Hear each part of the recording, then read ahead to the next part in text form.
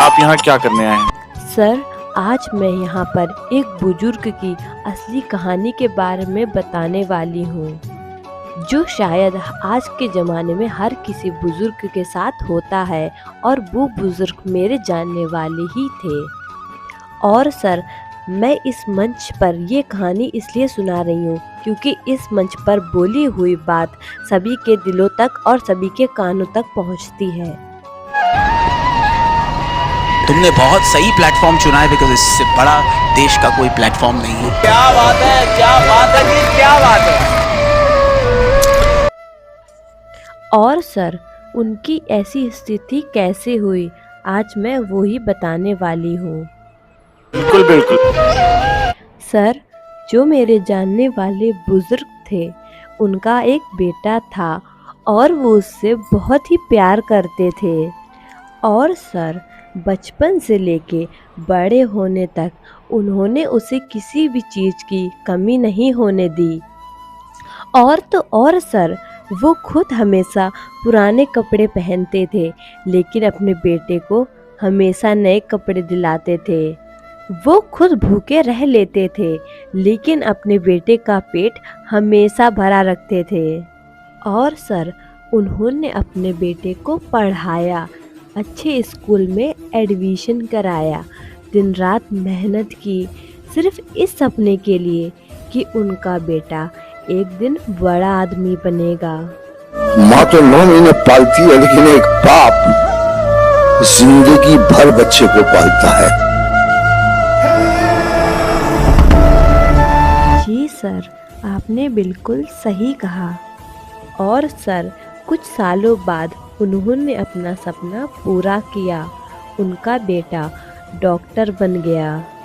और सर, शायद दुनिया के सारे माँ बाप अपने बच्चों के लिए ऐसा ही करते हैं। हाँ, बहुत सही बात, बहुत सही बात। और सर, एक दिन उस लड़के का पिता बहुत ज़्यादा खुश था। उसे लगता था अब उसकी ज़िंदगी सफल हो गई, अब उसका बुढ़ापा बहुत सुकून से गुजरेगा। लेकिन सर, कहानी यहीं से बदल गई। सर, जैसे ही बेटे की शादी हुई, धीरे धीरे सब कुछ बदलने लगा। जो बेटा पहले हर बात पूछता था, अब वो जवाब देना भी जरूरी नहीं समझता था। जो बेटा पहले साथ बैठकर खाना खाता था, अब वो अलग अलग खाने लगा। फिर धीरे धीरे बातें कम हो गईं, फिर इज्जत कम हो गई और एक दिन खाना भी बंद हो गया। और सर, जिस बाप ने अपने बेटे को अपने हाथों से खाना खिलाया था, आज वही बाप 2 वक्त की रोटी के लिए तरसने लगा। जब भूख लगती थी तो वो गली गली गुजरकर लोगों से 2 रोटी मांगता था।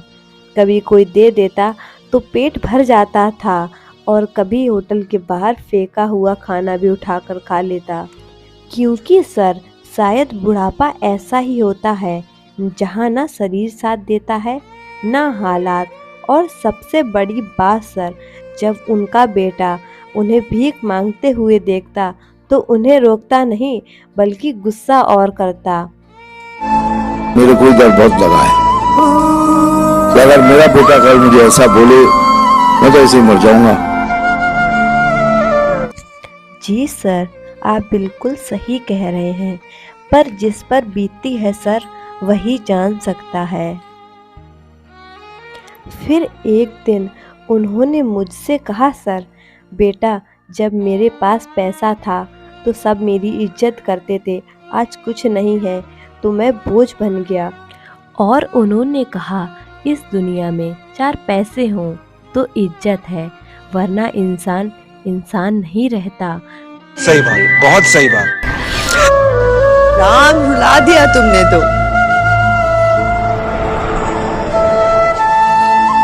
नहीं मैम, मैं यहाँ किसी को रुलाने के लिए नहीं आई हूँ। मैम, मैं तो बस इतना चाहती हूँ मेरी ये कहानी हर घर तक पहुँचे, हर माता पिता तक पहुँचे और उनके कभी ये हालात ना आए। इसलिए मैम, मैं हर एक बुजुर्ग से एक बहुत ही ज़रूरी बात कहना चाहती हूँ, क्योंकि आप लोग बुढ़ापे में अकेले ना पड़े, इसके लिए अभी से समझदारी बहुत ज़रूरी है। तो आप लोग इस उम्र में किसी भी ज़मीन के झगड़ों में मत पड़िए। सिर्फ किसी को सबक सिखाने के लिए अपनी पूरी ज़िंदगी कोर्ट कचहरी में मत गंवाइए। क्या पता फैसला आने से पहले ही ज़िंदगी ख़त्म हो जाए। बहुत सही बात, बहुत सही बात। जी सर, और उनको अपनी पूरी संपत्ति जल्दी ट्रांसफ़र नहीं करनी चाहिए, क्योंकि आज तो हम उन्हें अच्छे लगते हैं, लेकिन सब कुछ उनके नाम करने के बाद हम उसी घर में बोझ बनते हैं। बहुत सही बात, बहुत सही बात। जी सर, और उनको अपनी आखिरी बचत अपने पास रखनी चाहिए, जैसे पेंशन और अपनी बचत। कभी भी पूरी की पूरी अपने बच्चों पर मत खर्च कीजिए, क्योंकि अंत में दवाइयों के लिए भी हाथ फैलाना पड़ सकता है। और मेरा हर एक माता पिता से निवेदन है, अपने बच्चों के जीवन में ज़रूरत से ज़्यादा दखल मत दीजिए। प्यार दीजिए, लेकिन दूरी का सम्मान भी रखिए। और आप सभी लोग अपने लिए भी जीना सीखिए, तीर्थ यात्रा कीजिए, घूमना सीखो और किसी का इंतज़ार मत करो। जब तक ताकत है तब तक जी लो। और आज जो खाना है वो खा लीजिए, जो खुशी दे वो कीजिए, क्योंकि कल का कोई भरोसा नहीं है। और अपने शरीर को आराम दीजिए, नींद से बड़ा इलाज कोई नहीं है। बिल्कुल बिल्कुल। जी सर, और आप लोग अकेले रहना सीखिए, क्योंकि सच यही है सर, इंसान अकेला आता है और अकेला ही जाता है। और आप लोग ज़रूरतमंदों की मदद कीजिए, पूजा पाठ करिए, सत्संग करिए। और अगर आप लोग मेरी बातों से सहमत हैं तो प्लीज़ एक कमेंट ज़रूर करना और मेरे वीडियो को लाइक करके जाना। बिल्कुल बिल्कुल। और आप लोग अपने माता पिता से कितना प्यार करते हो ये तो ज़रूर ही बताना। और जब मैं ऐसे परफॉर्मेंसेस देखता हूँ, मुझे ऐसा लगता है कि ये कायनात का एक अपना ही जज सिस्टम है। हर एक इंसान का एक वक्त आ जाता है और हर एक इंसान में आप जैसा हुनर है ना, मैं बस चाहता हूँ वक्त जितनी जल्दी आ जाए उतना ही बेहतर है। Thank you sir. शब्दों के द्वारा कविता बोलेंगे, गाना गाएंगे, क्या करेंगे? आज मैं एक बहुत ही सुंदर सा भजन गाने वाली हूँ, जो हर एक बुजुर्ग को सुनना चाहिए और वो उनके दिल को सुकून देगा।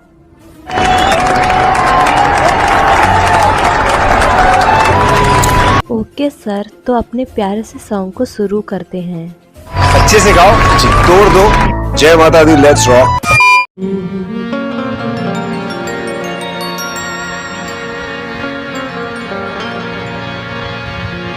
तूने जो कमाया है, तूने जो कमाया है,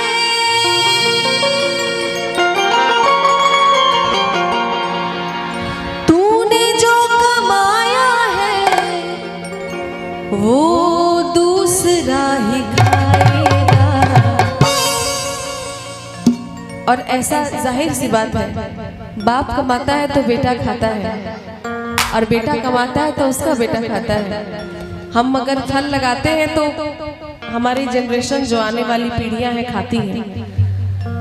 तो हम लोग पूरी लाइफ पैसे के पीछे, दौलत कमाने के पीछे, यहाँ जमीन ये कमाना, इसके पीछे लगे रहते हैं। लेकिन जब उसको भोगने की बात आती है तब तक बहुत समय बीत जाता है और हम लोग फिर उसका आराम नहीं ले पाते हैं। हमारे आगे के जो बच्चे, हमारे परिवार आराम करते हैं।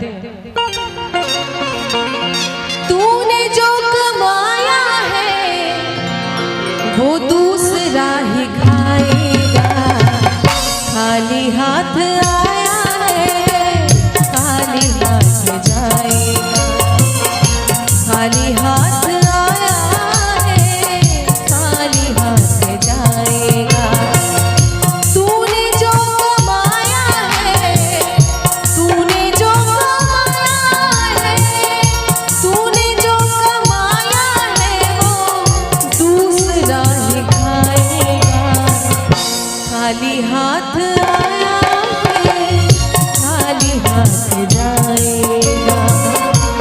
खाली हाथ आया है और खाली हाथ जाएगा।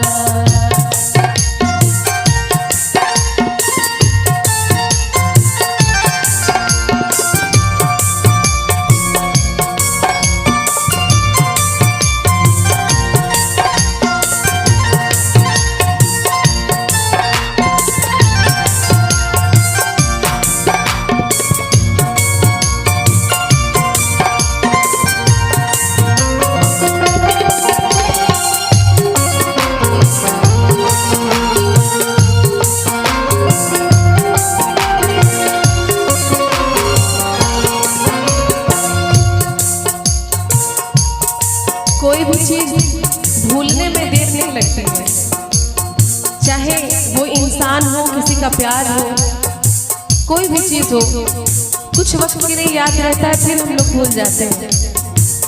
जब तलक ये सांस है तब तलक ये रिश्ता है।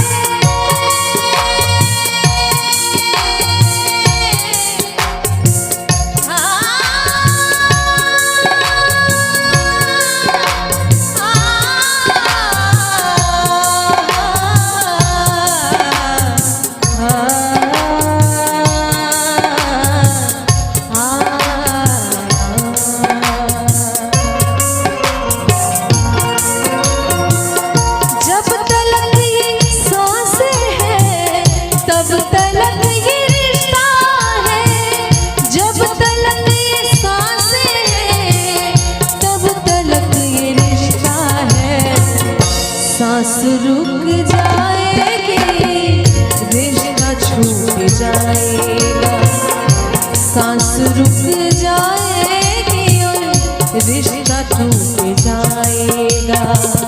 खाली हाथ आया है खाली हाथ जाएगा।